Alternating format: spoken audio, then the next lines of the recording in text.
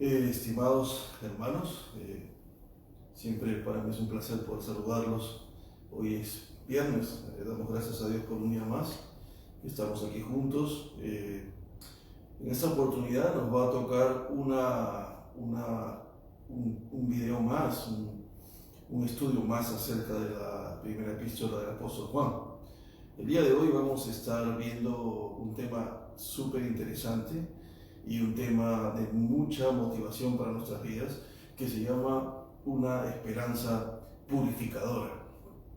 El día de hoy vamos a estar analizando los pasajes de 1 de Juan, capítulo 2, versículo 28, al capítulo 3, versículo 3. Así que antes de poder iniciar, los invito a que juntos podamos orar y poder pedirle al Señor que tome control de este tiempo, mientras se van conectando los demás. Vamos a orar. Padre nuestro que estás en los cielos, te damos gracias, Señor, por este tiempo en el cual podemos reunirnos para poder estudiar tu palabra y poder conocer, Señor, un poco más de ella. Te damos gracias, bendito Dios, porque de alguna forma y de alguna manera, Señor, tú siempre nos has bendecido, Señor, a cada uno de nosotros hasta aquí, porque somos tus hijos. Y te agradecemos por tu bondad, te agradecemos por tu amor. Te agradecemos, Señor, por tu gracia. Te agradecemos, Señor, por cada una de las bendiciones que hemos recibido en Cristo Jesús. El día de hoy, Señor, nos reunimos en este tiempo para poder estudiar tu palabra en 1 de Juan y poder estudiar acerca de este pasaje al cual, Señor, le estamos poniendo la esperanza purificadora, debido a que este pasaje nos va a enseñar acerca de esa esperanza que tenemos y de qué manera nosotros debemos guardarnos de forma pura en el camino de Cristo.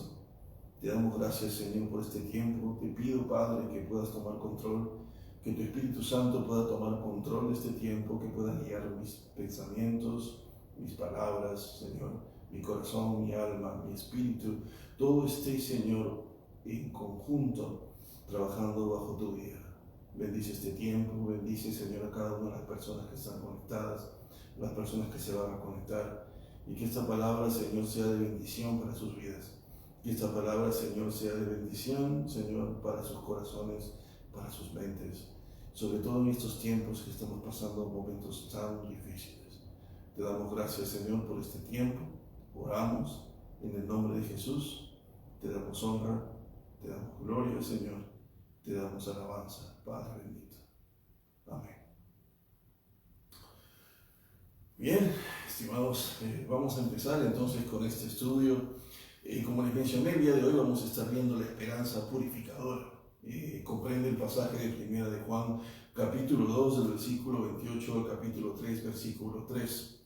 Quiero leer este pasaje primero antes de poder analizarlo junto con ustedes y poder ver algunos puntos importantes que nos van a permitir tener una mejor idea del pasaje y poder comprender el pasaje de una manera mucho más profunda, ya que hay algunas palabras claves en este pasaje que no podemos dejar que pasen de forma desapercibida.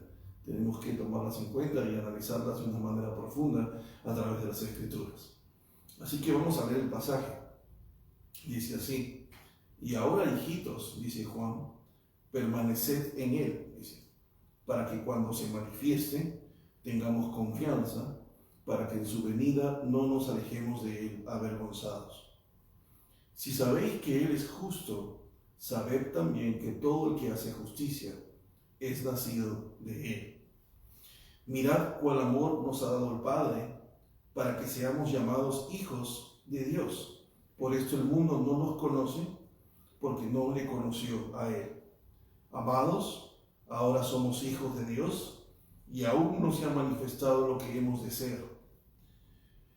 Pero sabemos que cuando Él se manifieste, seremos semejantes a Él, porque le veremos tal como Él es. Y todo aquel que tiene esta esperanza en Él, se purifica a sí mismo, así como Él es puro. Esta es la razón por la cual se llama la esperanza purificadora. El pasaje nos habla de que todo aquel que tiene esperanza en Cristo debe purificarse a sí mismo como Jesús es puro. Sin embargo, hay unas ideas en los versículos anteriores que debemos entender que son parte de este pasaje, y ahora vamos a entender la importancia que tienen dentro del pasaje. Y es que hay que entender que el pasaje no está hablando acerca de esa esperanza, ¿no? Concluye Juan y dice, todo aquel que tiene esta esperanza en él debe purificarse a sí mismo. Y si bien es cierto, hay un texto en 1 Corintios 13:13 que quiero mencionarlo, dice, y ahora, en el 1 Corintios 13:13 dice, y ahora permanecen la fe, la esperanza y el amor. Estos tres, pero el mayor de ellos es el amor. En Minutos de Griego Bíblico, uno de los martes pasados, estuvimos hablando acerca del amor, la fe y la esperanza.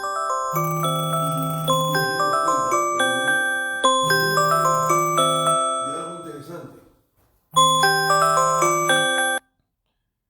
Nos dimos cuenta de algo muy interesante, y es que habíamos analizado el amor, la fe y la esperanza, y habíamos visto de que la fe era la confianza, y que la fe estaba relacionada con la confianza que yo tenía en Dios por lo que Él había dicho en el pasado, por lo que había hecho en el pasado y por lo que Él hacía en el presente. Y la fe era la confianza que yo tengo en Dios basado en lo que yo he oído de Él. Esa es la fe bíblica. Y esa fe bíblica, esa confianza que yo tengo en Cristo o en Dios, debe producir en mí pisteo, que era actuar, ¿verdad? Esa confianza y ese conocimiento de Dios debe ser capaz de transformar mi mente y debe producir acción. Debe producir un cambio interior en mi ser. Entonces, esto es interesante tener en cuenta. Ahora habíamos hablado de la confianza, o sea, de la fe, pero también habíamos hablado de la esperanza. Y habíamos mencionado en Minutos de Griego Bíblico que la esperanza estaba relacionada con el futuro. Y que si yo podía confiar en un Dios en el cual había visto actuar en el pasado y lo veo actuar en el presente, al cual yo había escuchado lo que Él había dicho, yo había visto y he leído en la Escritura lo que Él dice y las promesas que Él ha hecho, entonces yo tengo que tener esperanza en lo que Él ha dicho acerca del futuro. Tengo que tener esperanza en lo que Él ha prometido para el futuro. Y habíamos hablado de eso de Minutos de Griego Bíblico. Sin embargo, una de las cosas interesantes que hoy estamos viendo en este pasaje es que Juan está diciendo que todo aquel que tiene esperanza en Cristo, dice, se purifica a sí mismo. Y otra vez, aquí se toca el tema de la esperanza. Pablo lo toca en 1 Corintios capítulo 13, verso 13, y Juan lo toca en este pasaje y en muchos versículos de esta carta, como en otras epístolas paulinas, se habla de la esperanza. Y ahora vamos a ver sobre eso. ¿Por qué? Porque bien es cierto que la fe y el amor se ha tomado en cuenta y se habla mucho sobre la fe y el amor, pero a veces se descuida la esperanza. Sin embargo, la fe y el amor no tienen sentido de ser en el presente si no fuera por la esperanza en el futuro. Tú no tienes fe y confianza en Dios porque eres un Dios que lo que dice lo cumple, y tienes fe en Él y confías en lo que Él dice porque has creído en Él y crees en lo que Él te ha prometido a través de Jesucristo en la eternidad. Tienes amor para con los demás porque crees en Cristo y crees en el Evangelio en el cual has creído. Crees que el mandamiento dice que debes amar a tu prójimo como a ti mismo y te mueves en amor, como dice Juan, porque tienes esperanza en que Jesucristo va a regresar y te va a juzgar, y Jesucristo te va a pedir cuenta de tus acciones. Tienes esperanza. Y entonces la fe y el amor están basadas en esa esperanza. Su razón de ser es por esa esperanza. Y una de las cosas que yo quiero compartirte hoy, tú que me estás escuchando, es que, por ejemplo, en Salmo 146, versículo 5, se dice, bienaventurado aquel cuyo ayudador es el Dios de Jacob, cuya esperanza está en Jehová, su Dios. Miren qué interesante. Hoy quiero hacer una comparación entre la esperanza de aquel que tiene a Dios y la esperanza de aquel que está sin Dios. Antes de empezar con el pasaje, quiero que entiendas esto. Dice, bienaventurado aquel cuyo ayudador es el Dios de Jacob, cuya esperanza está en Jehová su Dios. ¿Dónde está tu esperanza? ¿Dónde tienes puesta tu esperanza? Si tu esperanza está puesta en Dios, eres bienaventurado. Pero si tu esperanza no está puesta en Dios, no alcanzarás bienaventuranza en tu vida. Y este texto está diciendo: bienaventurado aquel cuya esperanza está en Jehová su Dios. Proverbios 10:28 dice: la esperanza de los justos es alegría, mas la esperanza de los impíos perecerá. ¿Qué cosa es impío? Es lo contrario de piadoso. ¿Qué es un piadoso? ¿Qué es alguien que camina en piedad? Alguien que camina en justicia. Alguien que camina obedeciendo los mandamientos de Dios. Alguien que camina en su voluntad. ¿Y qué es un impío? Alguien que no camina en la voluntad de Dios. Que camina en sus propios caminos. Que camina desobedeciendo la ley de Dios. Y Dios dice aquí en Proverbios: la esperanza de los justos es alegría. Tu esperanza es alegría. ¿Por qué? Porque tu esperanza está puesta en Dios. No importa lo que pase, no importa lo que suceda, tu esperanza está puesta en Él. ¿Por qué tu esperanza está puesta en Él? Porque esta esperanza está basada en tu fe. Esa esperanza está basada en tu fe, en tu confianza en Él. Y el texto dice: pero la esperanza de los impíos perecerá. ¿Qué pasa con aquellos que caminan esperanzados en sus propias obras? Su esperanza muere. Va a llegar un momento en que se van a quedar sin esperanza. Y eso va a suceder. ¿Saben cuándo va a suceder? Cuando Jesucristo venga en su segunda venida. Y cuando dice en Pedro que a este mundo le ha sido preparado el fuego. Este mundo ya no será inundado en agua como en el diluvio. Está preparado para ser quemado con fuego. Y en ese momento aquellas personas que no tengan a Cristo en su corazón, que no hayan vivido conforme a como Cristo enseña, lo dice la Escritura, no tendrán esperanza. Su esperanza se le exterminará. Tu esperanza, dirás, no importa lo que suceda. La palabra de Dios dice que Cristo viene y me voy con Él para la eternidad. Esa es tu esperanza. Pero ¿qué pasa con los impíos? No hay esperanza. Sigamos leyendo otros textos interesantes. Dice Romanos capítulo 5, del versículo 1 al versículo 2, dice: justificados pues por la fe, tenemos paz para con Dios por medio de nuestro Señor Jesucristo, por quien también tenemos entrada por la fe a esta gracia, en la cual estamos firmes y nos gloriamos en la esperanza de la gloria de Dios. Nos gloriamos en la esperanza de la gloria de Dios. Tenemos la esperanza de que vamos a ver a Dios en el futuro. Y nos gloriamos en eso, esa es nuestra esperanza. Dice que tenemos entrada por la fe a esta gracia, a este favor inmerecido que Dios nos ha dado por medio de la fe que nos ha sido dada por el Espíritu Santo. Porque la Biblia dice que la fe es un don de Dios. Romanos capítulo 12, versículo 12 dice: gozosos en la esperanza, sufridos en la tribulación, constantes en la oración. Pero dice gozosos en la esperanza. Debemos gozarnos en esa esperanza. La esperanza nos debe traer gozo. Porque miramos lo que Dios ha prometido, esa es mi esperanza. Y me siento gozoso porque Él lo ha prometido y yo confío en Él. Porque si Él lo ha dicho, así será. Romanos capítulo 15, versículo 13 dice: y el Dios de esperanza os oye. Él es el Dios de la esperanza. El Dios de esperanza os llene de todo gozo y paz en el creer, para que abundéis en esperanza por el poder del Espíritu Santo. Miren qué interesante.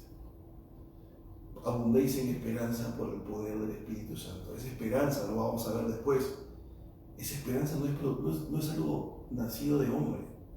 Esa esperanza es por el poder del Espíritu Santo. Ahora lo vamos a ver. En Gálatas capítulo 5, versículo 5 dice: pues nosotros por el Espíritu aguardamos por fe la esperanza de la justicia. Esperanza de la justicia. Dios va a hacer justicia. O sea, aguardamos por fe la esperanza. Ya va a llegar el Señor. Él va a poner todo en orden. Él se va a encargar. Él tiene todo bajo control. Segunda de Tesalonicenses capítulo 2, verso 16 dice: y el mismo Jesucristo, Señor nuestro y Dios nuestro Padre, el cual nos amó y nos dio consolación eterna y buena esperanza por gracia. Fue el Padre quien nos dio esa buena esperanza por gracia. O sea que ha sido un regalo por gracia. Y ahora lo vamos a ver. O sea que no puedes obtener esa esperanza que Dios da a menos que Dios te la dé por gracia. Esa es la razón por la que si tú estás fuera de Cristo y no estás en Él, tu esperanza se terminará. Porque la esperanza que es dada por Dios solamente puede ser dada por gracia y se fortalece en el poder del Espíritu Santo. Porque esa esperanza no existiría si yo primero no tuviera confianza y fe en lo que Dios ha dicho. Luego dice en Hebreos capítulo 3, verso 6, el autor de Hebreos dice: pero Cristo, como hijo sobre su casa, la cual casa somos nosotros, si retenemos firme hasta el fin la confianza y el gloriarnos en la esperanza. Miren qué interesante, ¿no? O sea, nosotros tenemos muchos versículos que hablan acerca de que esta esperanza para nosotros nunca se termina, que es fortalecida en el poder del Espíritu Santo, que nos ha sido dada por gracia. Qué interesante. Pero ¿qué pasa cuando estamos fuera de Cristo? Job capítulo 8, verso 13 dice: tales son los caminos de todos los que olvidan a Dios, y la esperanza del impío perecerá. Job 27, 8 dice: porque ¿cuál es la esperanza del impío? Por mucho que hubiere robado, cuando Dios le quitare la vida, ¿de qué le sirve al impío hacer lo que quiere hacer? O sea, caminar en sus caminos, fuera de la ley de Dios. ¿Cuál será su esperanza? Si al fin y al cabo lo único que le espera es la muerte. La muerte física posiblemente, pero la muerte eterna, la segunda muerte. ¿De qué le sirvió poner su esperanza en los bienes, poner su esperanza en sus fuerzas, poner la esperanza en las cosas que él piensa que están bien, pero no puso su esperanza en Cristo? Job 31, el 24 al 28 dice: si puse en el oro mi esperanza, y dije al oro: mi confianza eres tú, y si me alegré de mis riquezas, que hayan crecido y se multiplicasen, y de que mi mano hallase mucho, si he mirado al sol cuando resplandecía, o a la luna cuando iba hermosa, y mi corazón se engañó en secreto, y mi boca besó mi mano, esto también sería maldad juzgada, porque habría negado al Dios soberano.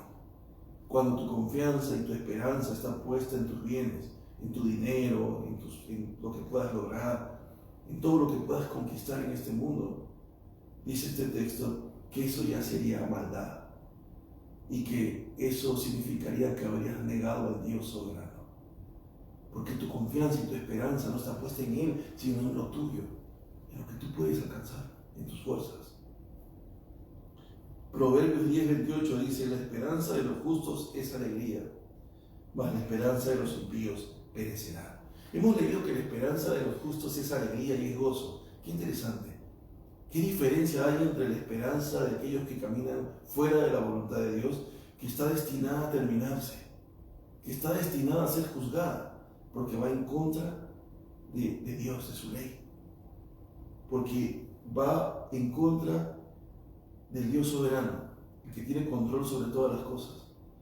Pero aquel que tiene esperanza producida por el Espíritu Santo, esa esperanza te produce gozo y te produce alegría, porque confías en el Dios que es Dios verdadero, que lo que Él ha dicho para el futuro es verdad. Así que tu futuro no es incierto, tu futuro no está oscuro. Sabes que Él es un Dios verdadero y tu esperanza te produce gozo y alegría. Yo me gozo, yo me alegro en esa esperanza, porque la Biblia dice que Él estará conmigo hasta el fin del mundo. La Biblia dice que Él me acompañará. La Biblia dice que Él vendrá por mí. La Biblia dice que Él ha ido a buscar, a hacer morada para nosotros. Él regresará. Estaré con Él para siempre. No moriré. Él no me ha prometido que moriré. Solo pasaré a otra dimensión, por decir así. La muerte no es el fin. Es la separación del alma y del espíritu del cuerpo. La condenación o a vida eterna. Y aquellos que han creído en Cristo tienen esperanza en la vida eterna.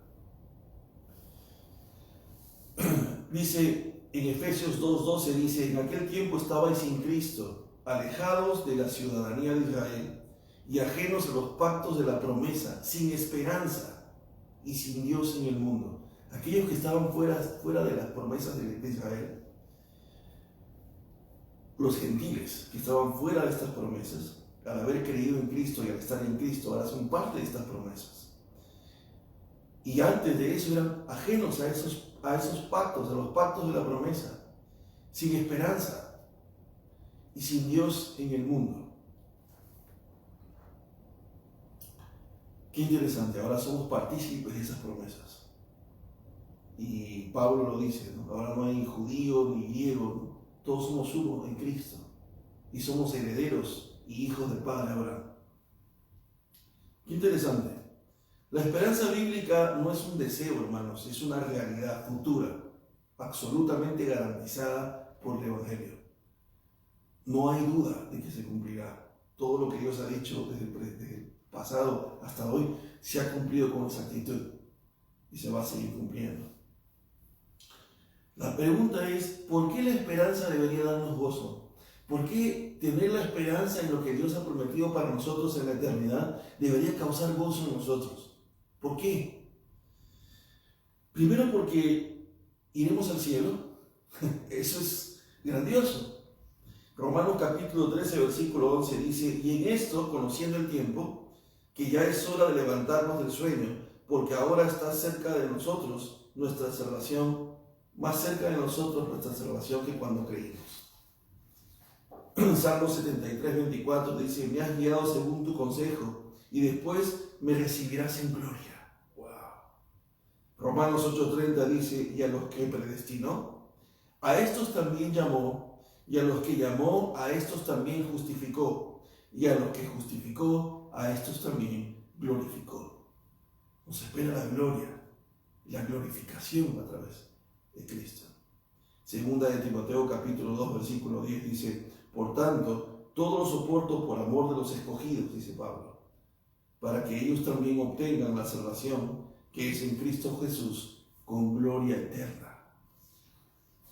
O sea, ¿por qué debemos tener gozo en esa esperanza? ¿Por qué la esperanza debe producir gozo en nosotros? Porque llegaremos al cielo, porque experimentaremos la gloria y porque recibiremos cuerpos perfectos, y eso es de suma importancia. Dice que vamos a recibir cuerpos perfectos.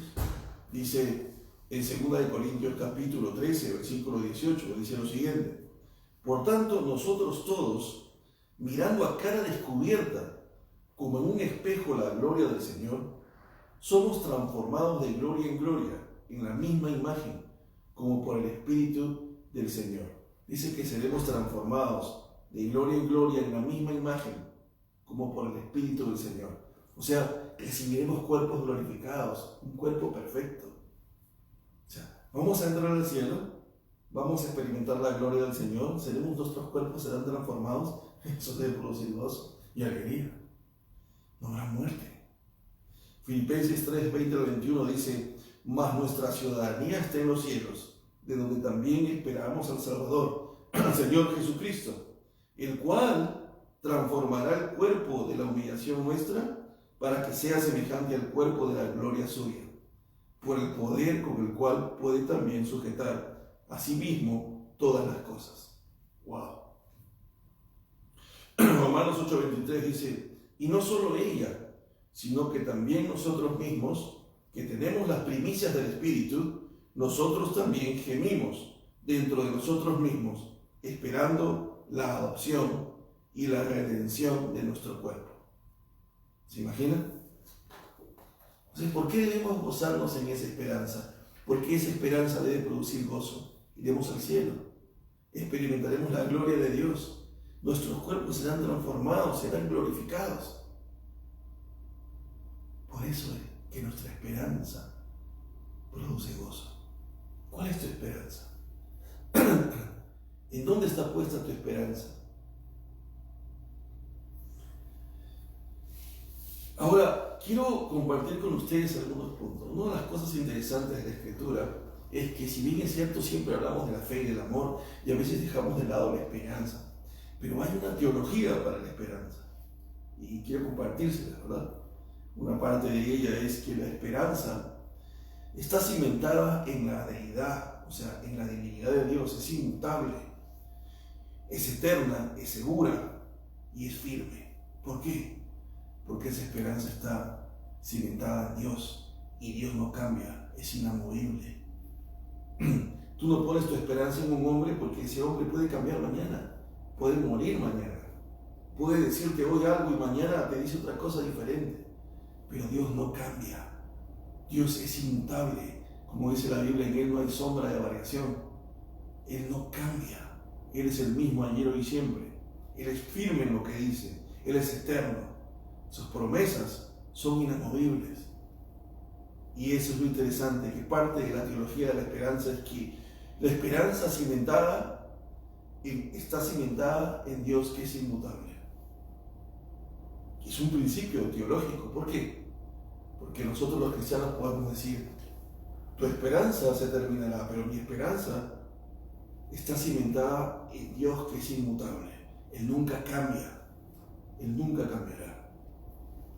Lo que Él prometió hace 2000 años lo promete hoy, y cuando pasen 10 años su promesa seguirá intacta y la cumplirá.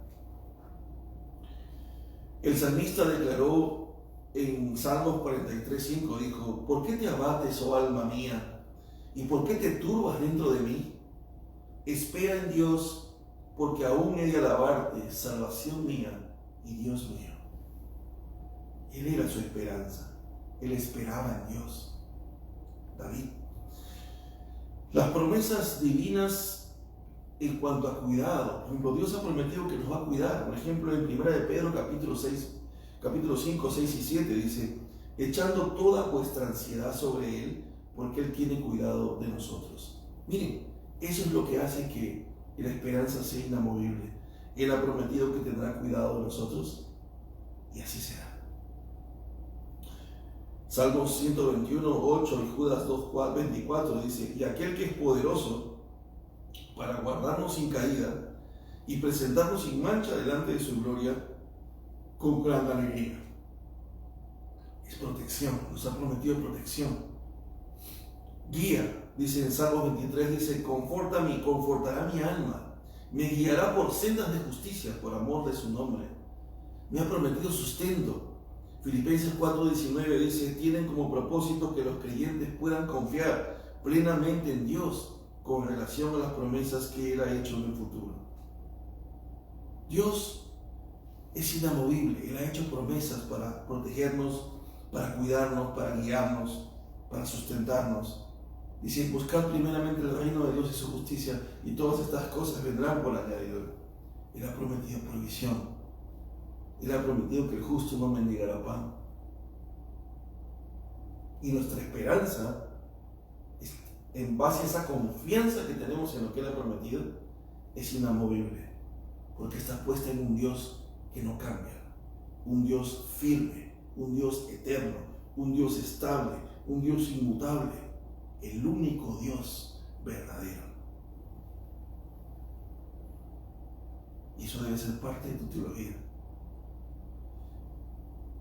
Otra de las cosas importantes, Hebreos capítulo 6, versículo 19 y 20, el autor de Hebreos dice: tenemos como segura y firme ancla del alma, dice, ¿no?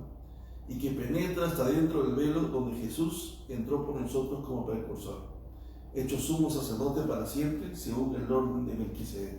Aquí en este pasaje, obviamente interesante, está hablando acerca de las promesas y todo, pero lo interesante es que dice que eso lo tenemos como seguro y firme ancla del alma. O sea, el ancla es inamovible, ¿no? Cuando tiras un ancla en un barco, se permanece el barco estable, seguro. Esto es interesante. Luego dice, segundo, lo primero es que nuestra esperanza está en Dios, inamovible, en un Dios que no cambia, inmutable. Segundo punto, es que la esperanza es un regalo de la gracia divina, no es algo que podamos ganar.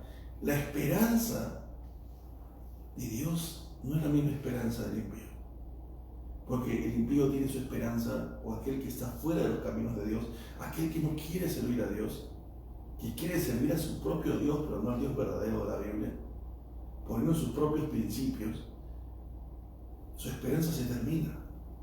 Pero él mismo se da su propia esperanza basado en sus bienes, basado en sus logros, basado en lo que él pueda conseguir, en lo que él pueda conquistar.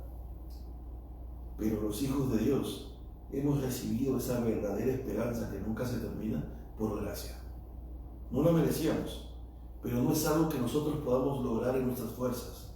Hoy no te puedes levantar y decir, hoy yo tendré la esperanza de Dios. ¿Cuál es tu esperanza? Que viviré por la eternidad. ¿Así? ¿Y cómo así? Porque hoy lo declaré.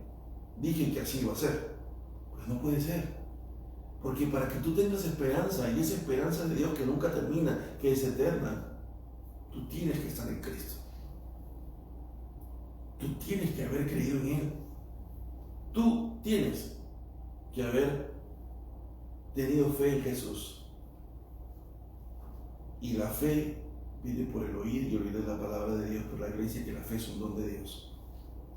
Y hoy no quiero entrar a esa discusión entre pensamientos o posturas, pero quiero decirte con mucha seguridad, y si tú tienes alguna duda sobre eso, o me quieres preguntar por qué te estoy diciendo esto, yo te animo a que me escribas, y yo encantado te compartiré la razón por la cual yo estoy diciendo esto de esta manera. Pero no hay ser humano que pueda ser capaz de buscar a Jesús. No existe. No hay humano lo suficientemente bueno, aunque esto sea derivado de un pensamiento semipelagiano de la antigüedad, contrario al pensamiento agustiniano, donde los semipelagianos pensaban de que Agustín decía de que el pecado había afectado la raza humana, de tal manera que ninguno de ellos podía aceptar a Cristo. Ninguno de ellos tenía la naturaleza suficiente para ir a la bondad y a la verdad y al bien. Por eso dice Romanos, porque todos han pecado y todos están destituidos de la gloria de Dios, porque no hay justo ni aun uno. No hay nadie quien busque a Dios, dice el texto. No hay nadie. Y Jesús dice, nadie viene a mí si el Padre no lo traería. Nicodemo, Juan capítulo 3, Nicodemo le pregunta a Jesús, ¿cómo puedo nacer de nuevo? Y Jesús le dice, de cierto te digo que si no naces de nuevo no podrás ver el reino. Y Nicodemo le dice, ¿acaso tengo que volver al vientre de mi madre y volver a nacer? Y Jesús le dice, de cierto te digo que si no naces de agua y del Espíritu no podrás entrar. Porque lo que es nacido de carne, carne es, pero lo que es nacido de Espíritu, Espíritu es. La Biblia dice que es el Espíritu Santo quien convence de pecado, justicia y juicio. No hay hombre. Aunque Agustín decía de que la humanidad había caído en pecado, la naturaleza del ser humano había sido corrompida totalmente. Y Pelagio dijo en un momento de que, oponiéndose a Agustín, dijo de que la maldad del hombre no era un impedimento para alcanzar la perfección. Y que había hombres que habían alcanzado la perfección sin la gracia, que no necesitaban la gracia para alcanzar perfección. Luego la iglesia mandó a matar a Pelagio y vinieron los semipelagianos que dijeron de que si bien es cierto el hombre, sí, la naturaleza, el pecado ha afectado su naturaleza, pero le queda un poquitito de bondad para que él pueda elegir a Dios. Eso que dijeron los semipelagianos es producto de pensamiento humano. La Escritura dice que el pecado ha corrompido la naturaleza humana, que no hay justo ni aun uno, que nadie es capaz de buscar a Dios. No hay ninguno, nadie busca a Dios. Todos están destituidos de la gloria de Dios. Nadie puede venir a Cristo si no es el Padre quien se lo trae. Y nadie puede tener fe a menos que el Espíritu Santo se la dé. Por eso el texto dice que hemos sido predestinados desde la fundación del mundo. Y no estoy hablando de posturas o de calvinismo. Estoy hablando de lo que los pasajes bíblicos están diciendo. El pasaje está diciendo que esa esperanza tú no la puedes obtener por tus fuerzas. No la puedes conquistar en tus fuerzas. Te ha sido dada por gracia. Por eso el texto dice en 2 de Tesalonicenses capítulo 2, 16 al 17, y el mismo Jesucristo, Señor nuestro, y Dios nuestro Padre, el cual nos amó y nos dio consolación eterna y buena esperanza por gracia, conforme vuestros corazones, y os confirme en toda palabra y obra. La esperanza nos ha sido dada por gracia. Y la gracia es un favor inmerecido, algo que tú y yo no merecemos, pero nos fue dado por Él. Tercero, la esperanza, la auténtica esperanza, se revela en la Biblia. ¿Por qué? Porque Romanos 15, verso 4 dice, afirma que las cosas que se escribieron antes para nuestras enseñanzas se escribieron. O sea, lo que se escribió antes se escribió para nuestra enseñanza, a fin de que por la paciencia y la consolación de las Escrituras tengamos esperanza. O sea que por la revelación que nos ha sido dada en la Biblia, eso produce esperanza. La auténtica esperanza se revela en las Escrituras. Por eso es importante leerlas, por eso es importante conocer lo que Dios nos ha revelado en la palabra del Señor. Y obviamente porque ha sido inspirada, porque es infalible, porque es la palabra de Dios, porque está llena de promesas de Dios para nuestras vidas, porque es la única suficiente para nuestras vidas. Es suficiente. Y por eso se llama la suficiencia de las Escrituras. Existen, en uno de los concilios antiguos se trató acerca de en qué debemos basarnos los creyentes, ¿no? Y la Iglesia Católica planteó de que era necesario que nuestra vida esté basada en las Escrituras, pero también en la tradición. Esa es la razón por la que ellos seguían en base a las Escrituras y la tradición. Pero en ese momento salieron las 5 solas, ¿no?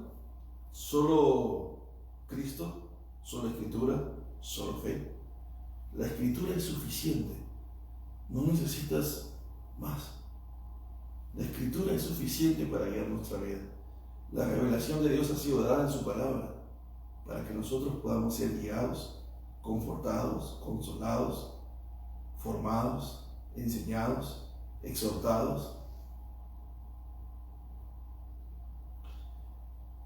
Cuarto punto, la esperanza es razonable y justificable. ¿Por qué es razonable y justificable? Porque no está basada en cosas irreales, en fantasías.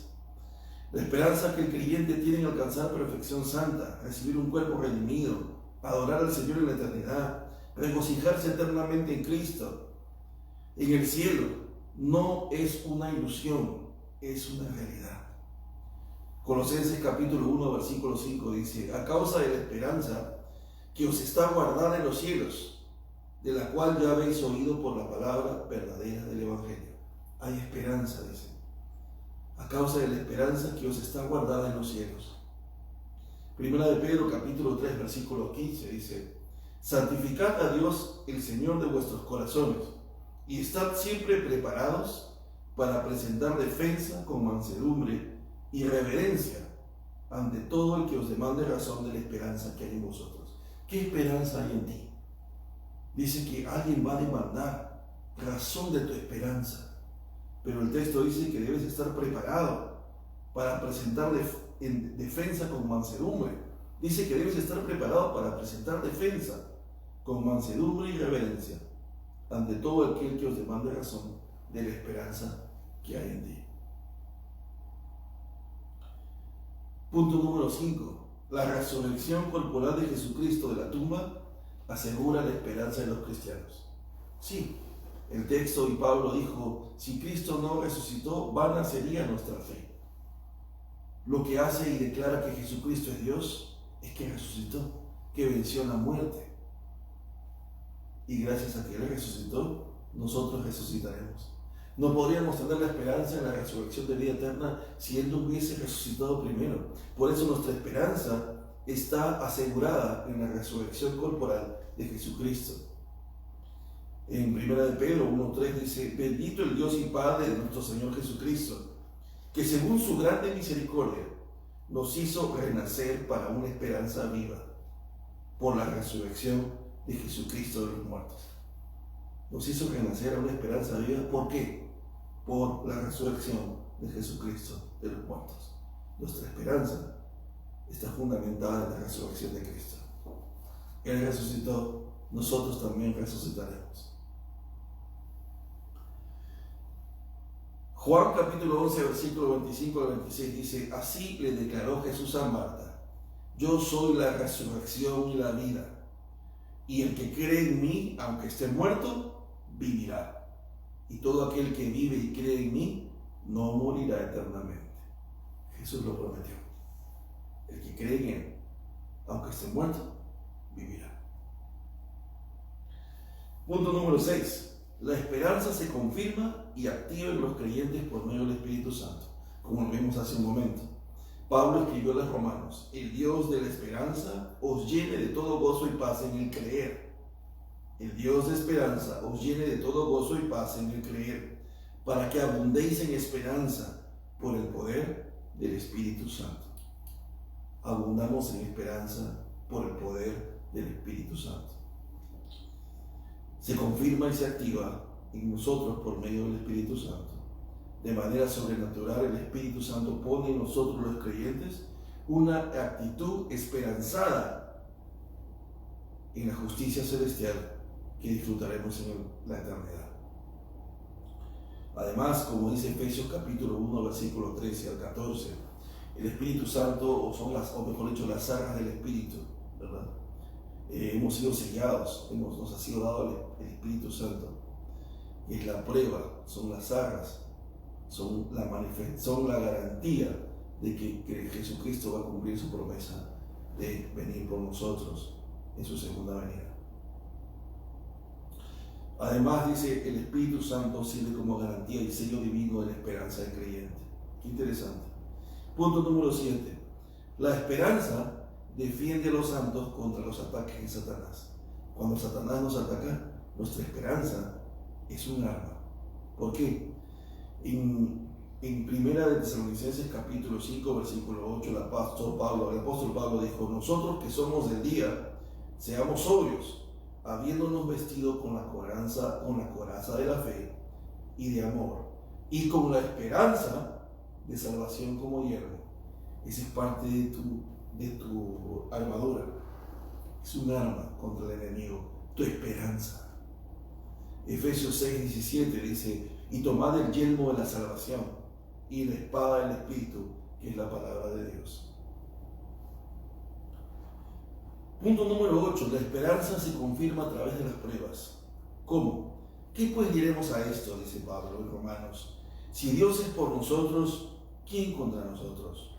El que no escatimó ni a su propio Hijo, sino que lo entregó por todos nosotros, ¿cómo no nos dará también con Él todas las cosas? ¿Quién acusará a los escogidos de Dios? Dios es el que justifica. ¿Quién es el que condenará? ¿Quién? Cristo es el que murió, más aún el que también resucitó, el que además está a la diestra de Dios, el que también intercede por nosotros. ¿Quién nos separará del amor de Cristo? ¿Quién? ¿Tribulación? ¿Angustia? ¿Persecución?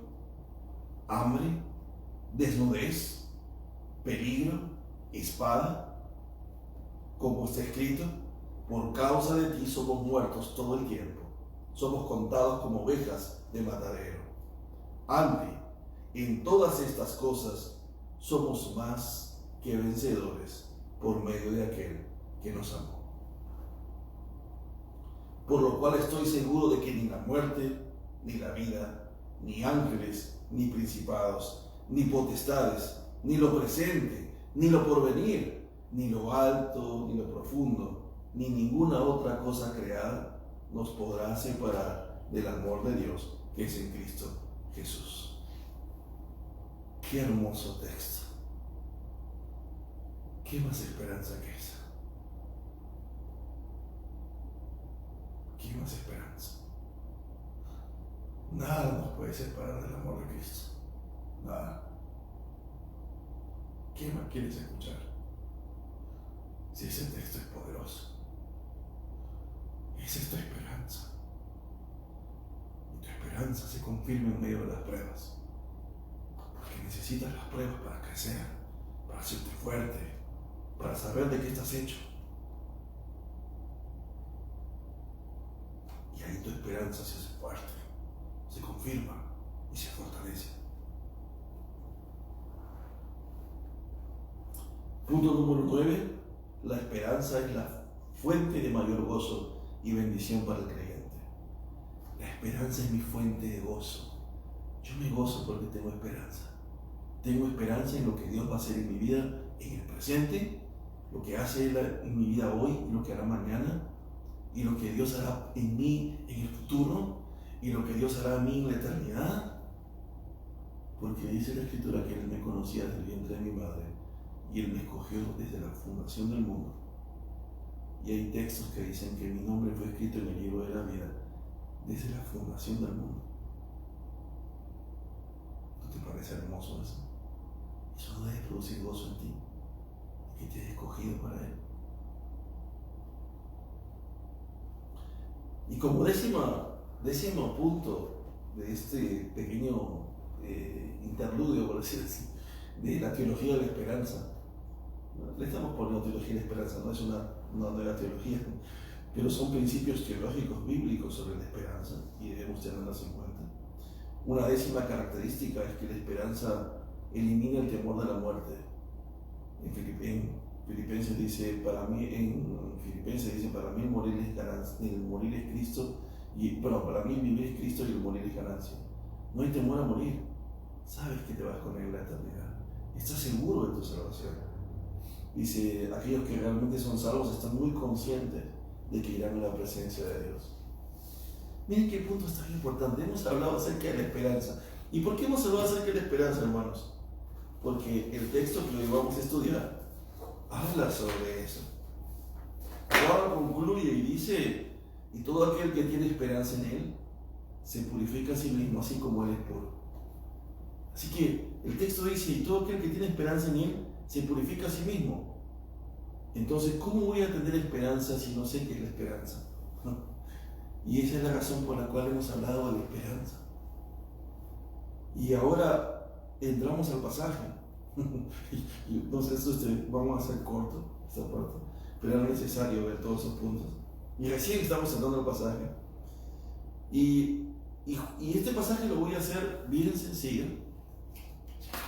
Lo vamos a dividir en 5 partes.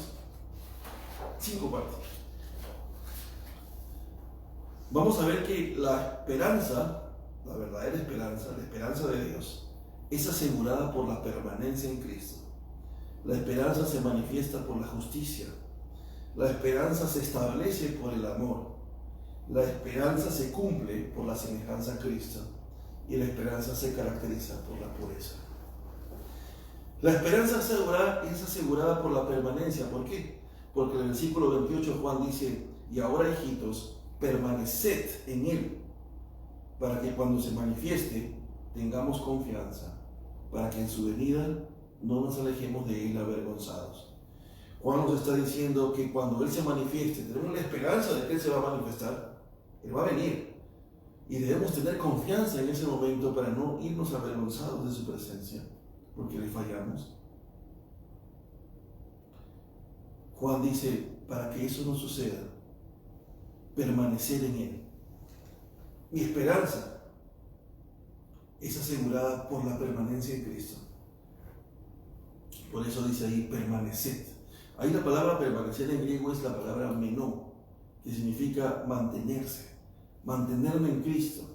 Y hay un texto en Colosenses capítulo 1, versículo 22 al versículo 23, dice, en su cuerpo de carne, por medio de la muerte, para presentaros santos y sin mancha e irreprensibles delante de Él, si en verdad permanecéis, miren, si en verdad permanecéis fundados y firmes en la fe, y sin moveros de la esperanza del Evangelio que habéis oído, el cual se predica en toda la creación que está debajo del cielo, del cual yo, Pablo, fui hecho ministro. Hermanos, algunos hermanos nuestros, creyentes, y lo digo con todo respeto, dicen de que andan diciendo que, es cierto, cuando se habla de la perseverancia, ellos aluden de que la palabra perseverancia es parte del calvinismo, ¿no? Y como ustedes me conocen, yo no me caso con posturas, sino me trato de casar con la Biblia. Y créanme, hermanos, muchos de nuestros hermanos, y espero si eres tú uno de ellos, que crees que hablar de la perseverancia es hablar de calvinismo, déjame decirte que estás equivocado. Hablar de perseverancia es hablar de la Biblia, no es hablar de Calvino, es hablar de la Escritura. Pablo está diciendo claramente, si en verdad permanecéis fundados y firmes en la fe, y sin moveros de la esperanza del Evangelio que habéis oído, la perseverancia, lo dice Pablo, y lo está diciendo Juan, y ahora, hijitos, permaneced en él. La perseverancia, el perseverar en él, lo dice Santiago. No es un término calvinista. La perseverancia es una característica de aquellos que hemos creído en Cristo y que realmente queremos pelear por nuestra fe y queremos ser creyentes reales y verdaderos.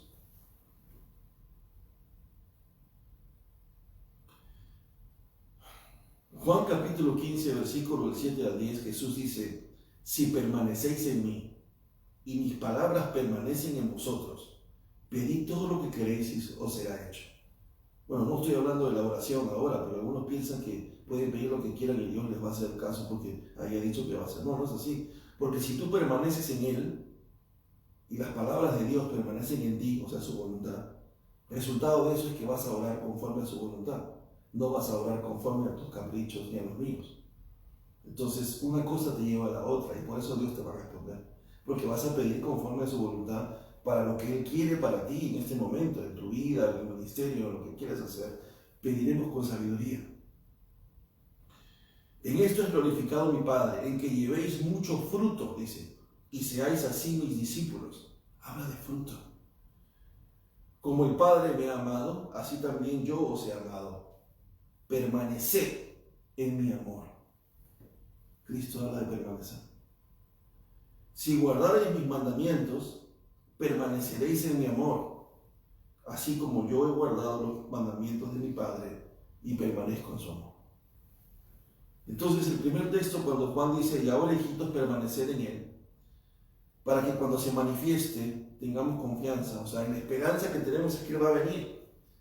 Pero Él no quiere que esa esperanza que tenemos en Él sea manchada.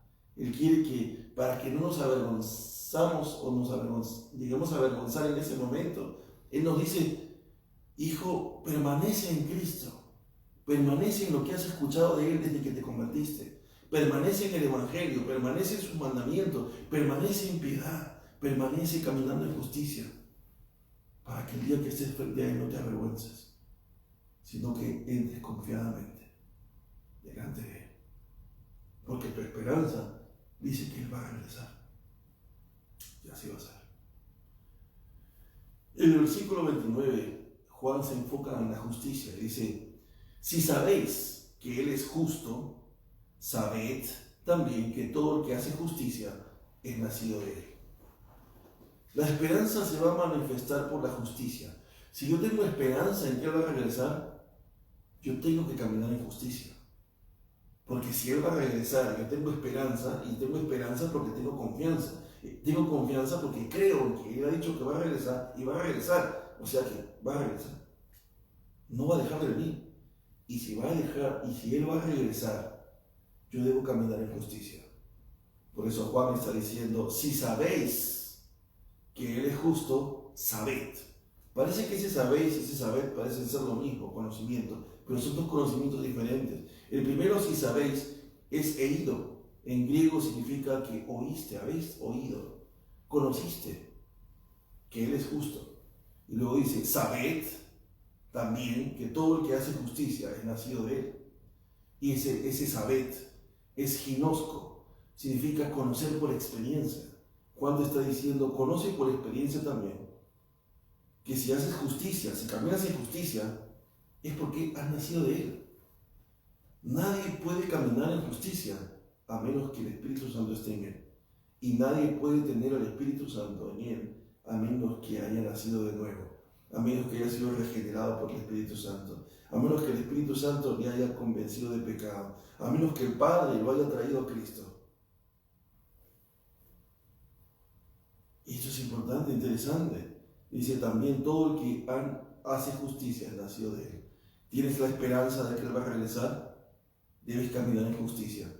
Tu esperanza debe estar manifestada por tu justicia, por la forma como tú y yo caminamos, por la forma como tú y yo nos conducimos, por la forma como tú y yo vivimos en justicia.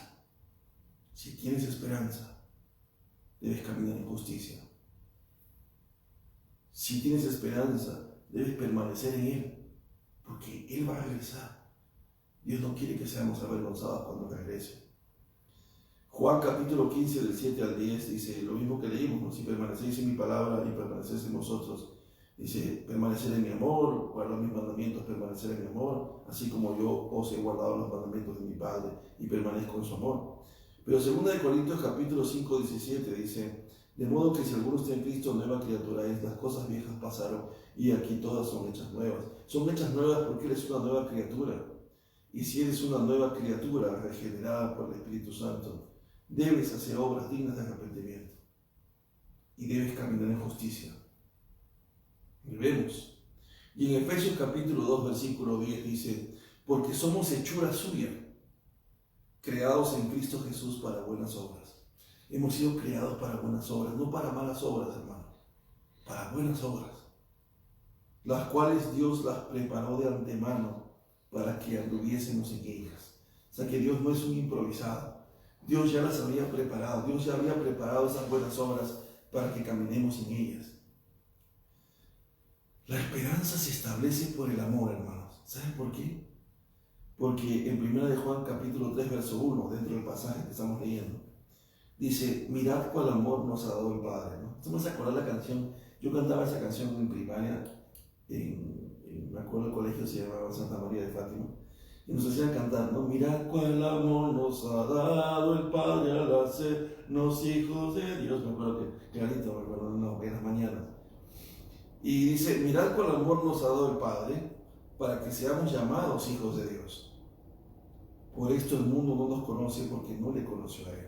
Dice, por el amor de Dios, para que seamos llamados hijos de Dios. Él nos ha dado el amor del Padre, ¿no?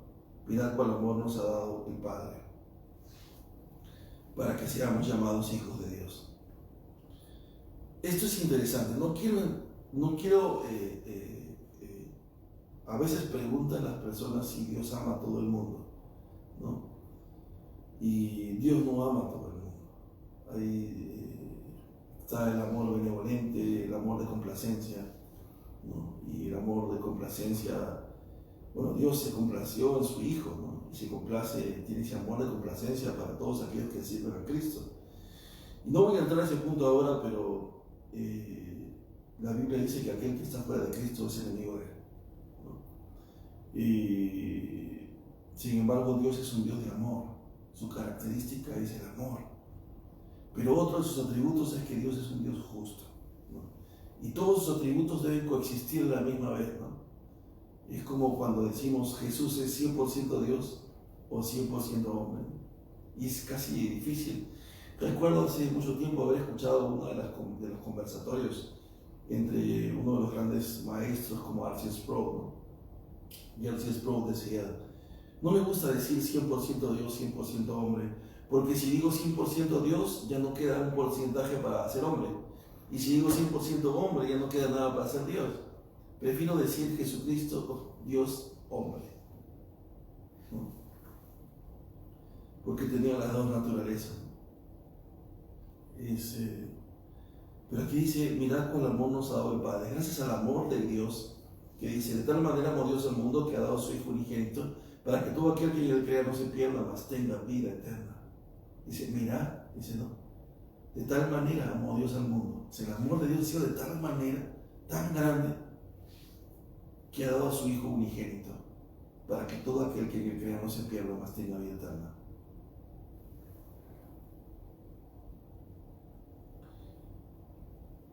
Hay un texto que dice que Dios, Jesucristo, fue inmolado desde la fundación del mundo, ¿no? Y inmolado tiene que ver con un sacrificio, ¿no? ¿Y cómo Jesucristo pudo haber sido inmolado desde la fundación del mundo si Jesucristo fue sacrificado cuando tenía 33 años aproximadamente? ¿Cómo es eso? O sea, Jesús sí había sido inmolado. Y cierto, se habla muchas veces de esos acuerdos o pactos entre Dios y Abraham, se habla de los pactos entre Dios y Noé, ¿no? Entre Dios y Adán, el pacto adámico, el pacto con Noé, pero a veces se habla muy poco acerca de ese pacto, el pacto, algunos le llaman el pacto de redención, ¿no? Ese pacto en la eternidad donde la Trinidad, el Padre, Hijo y Espíritu Santo se ponen de acuerdo, ¿no? Y el Padre en su plan decide enviar a su Hijo para morir por nosotros y para que a través de su muerte y al creer en Él podamos alcanzar salvación y vida eterna. Y es la razón por la cual Jesucristo fue inmolado de la fundación del mundo, porque Dios había planeado todo desde el comienzo. O sea, Dios no improvisó nada. Por eso es que nadie le quitó la vida a Jesucristo. Jesucristo la dio. Él vino a darla. Esto es interesante, ¿no? Bien, la esperanza, ¿por qué se establece por el amor? Porque si no fuera por el amor de Dios, no podríamos haber llegado a Cristo. Y si no hubiésemos llegado a Cristo, no podríamos tener esperanza. Por eso es que la esperanza se establece por el amor del Padre, por el amor de Dios. La esperanza se cumple por la semejanza a Cristo. En 1 de Juan capítulo 3, versículo 2. Amados, dice, ahora somos hijos de Dios y aún no se ha manifestado lo que hemos de ser. Pero sabemos que cuando Él se manifieste, seremos semejantes a Él, porque lo veremos tal como es Él.